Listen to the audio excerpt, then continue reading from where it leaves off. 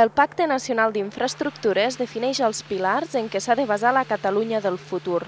El president de la Generalitat, José Montilla, ho ha afirmat en la visita a les obres de desdoblament de la C-17, en el tram Vic-Ripoll, des d'on ha anunciat la signatura del Pacte d'Infraestructures pel proper divendres. El pacte és la materialització de l'esforç del conjunt de la societat civil catalana i suposa posar nom, projecte i termini a la transformació del país. El pacte representa completar un gran esforç per definir els grans pilars sobre els que s'ha de basar la Catalunya futura, pilars com els que tenim també en altres àmbits, amb l'acord estratègic, amb els pactes de la recerca, de l'educació, de la immigració o de l'habitatge.